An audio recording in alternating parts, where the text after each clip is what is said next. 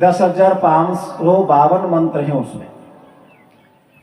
उसी ऋग्वेद में ही कुछ जो शांति परक मंत्र हैं उसको गायन रूप में लिया गया, हमारे ऋषियों ने उसको अलग किया, उसको हम सामवेद कहते हैं। भगवान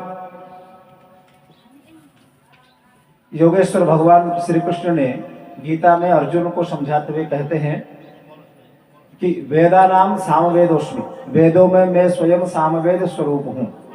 ऐसा भगवान श्री कृष्ण अर्जुन को कहते हैं। अपने विभूति योग में अपने विभूति के बारे में वर्णन करते उन्होंने कहा है अर्जुन को कि वेदानाम सामवेदोस्मि, मैं वेदों में सामवेद हूं। ऐसे वेद सभी श्रेष्ठ हैं, वेद अपना आप में श्रेष्ठ हैं, परम ज्ञान है, परंतु सामवेद गायन स्वरूप है और गायन स्वाभाविक शीघ्र हमारे हृदय को स्पर्श करता है।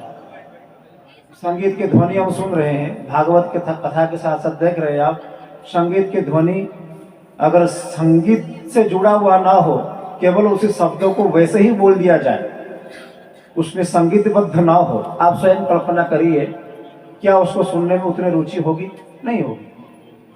परंतु संगीतबद्ध कर देने पर ही वो शब्द में इतनी आकर्षण होता है, वो सीधा हमारे हृदय को स्पर्श करता है और सीधा हमारा तादात्म्य परमात्मा तत्व के साथ, अस्तित्व के साथ जुड़ने की बहुत सरल मार्ग, एक माध्यम बन जाता है। इसलिए संगीत को रखा जाता है। और सामवेद संगीत का ही मूल रूप है। सामवेद से ही संगीत की उत्पत्ति हुई है। संगीत यानी गांधर्व वेद जिसे कहते हैं, सामवेद का उपवेद है। वो सारे संगीत के स्वर सामवेद से ही निकले हैं और सामवेद अति प्रिय है, गायन रूप में है, शीघ्र हृदय को स्पर्श करने वाला है। इसलिए भगवान ने अपने आप को वहां सामवेद ही मेरे स्वरूप है ऐसा माना, क्योंकि जहां जहां विभूति है, जो लोगों को शीघ्र हृदय स्पर्श करने वाला है, उस विभूतियों को उन्होंने अपने स्वरूप में वर्णन करते हुए अर्जुन को समझाने का प्रयास किया। चलिए, अच्छा, ऋग्वेद में एक मंत्र है, ओम इदं विष्णुर्विचक्रमे त्रेधा निदधे पदम समोढमस्य पांसुरे। एक मंत्र है, ये ऋग्वेद का मंत्र है। वही मंत्र को जब हम यजुर्वेद में गाते हैं, उसका बिल्कुल मंत्र वही है, परंतु उसका बोलने की शैली, उसका स्वर बदल जाता है।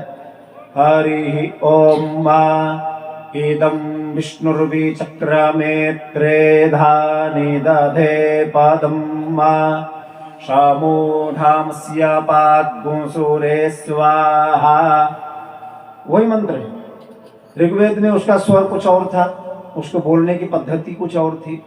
यजुर्वेद में उसका पद्धति बदल गया, अर्थ भी बदल जाते हैं, स्वर मात्र से अर्थ बदलते। यदि एक बालक, आप अपने किसी बालक को कहें कि बेटा पानी लेकर के आओ, एक प्यार से बोलते कि पानी लेकर के आओ, वो उठ के जाएगा, पानी लेकर आएगा, या नहीं इच्छा होगा तो मना करेगा, पानी लेके आओ। शब्द वही है, वाक्य वही है, आपके बोलने की शैली बदल गई, तो केवल स्वर बदलने मात्र से, आपके चीख कर बोलने से उसके अंदर भय पैदा करता है, वो तुरंत दौड़ के भागते हुए जाता है, वो लेकर के आ जाता है। केवल स्वर बदलने से, एक ही वाक्य में स्वर की अंतर होने से अलग अर्थ भी अलग करा देता है, सामने वालों को अर्थ बहुत अलग प्रकार से कराता है। एक प्रेम उत्पन्न करता है और वही वाक्य खींच कर बोल दिया जाए तो उसके अंदर भय को उत्पन्न कराता है। तो वेदों में जो स्वर की पद्धति है, जो स्वर की नियम है, स्वरों का जो निबद्धता है, वही है। किस भाव दशा में कब, किस भाव दशा में कौन सी बात को कही गई है, उनमें स्वरों का जो निबद्धता है वही है। सिर्फ स्वरों के बिना वेदों के शाब्दिक अर्थ तो हम कर सकते हैं। व्याकरण यदि हम अध्ययन करेंगे, व्याकरण के माध्यम से हम वेदों के शाब्दिक अर्थ तो कर लेंगे, परंतु उसमें जो रहस्य छुपा है वो स्वर है। स्वरों को व्याकरण के द्वारा अर्थ नहीं लगाया जा सकता, इसलिए वेदों को तपस्या में विद्या कहा गया है। तपस्या पूर्वक अध्ययन करने से, उपासना परक अध्ययन करने से ही वो वेद मंत्र स्वयं उसका अर्थबोध अंतर हृदय में कराते हैं, उसके लिए हम उसके विषय में बाद में कभी चर्चा करेंगे। अभी समय ज़्यादा ना हो, हम पार्टियों के आगे का कार्यक्रम भी समय निर्धारित है। तो ये हो गया ऋग्वेद में वही मंत्र यजुर्वेद में सुना, उसी मंत्र को हम सामवेद में सुनते हैं। ओम इदामे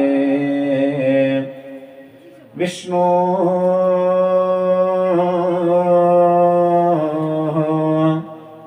विचक्रा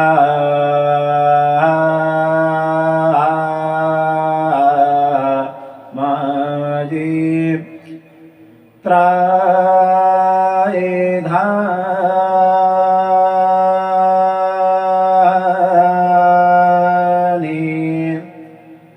दधाई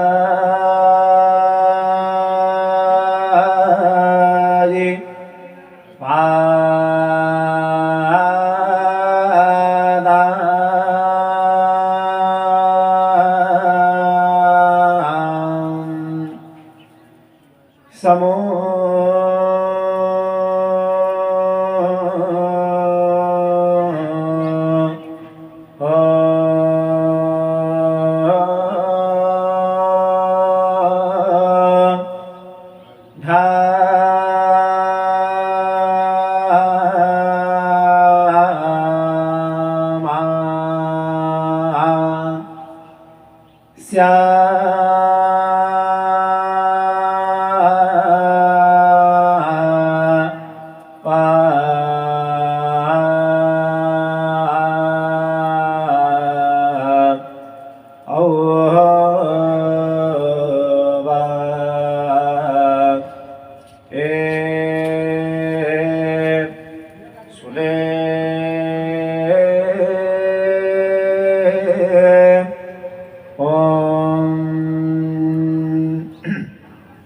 ये वही मंत्र है जो हमने ऋग्वेद में सुना था, यजुर्वेद में सुना और सामवेद में।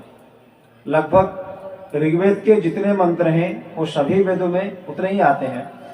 1875 मंत्र सामवेद में हैं, उसमें पूरा 1800 मंत्र ऋग्वेद से ही आए।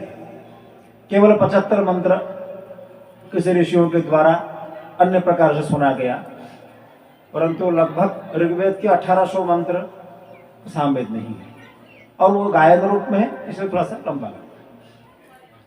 उसी प्रकार यही मंत्र अथर्ववेद में भी होगा। अब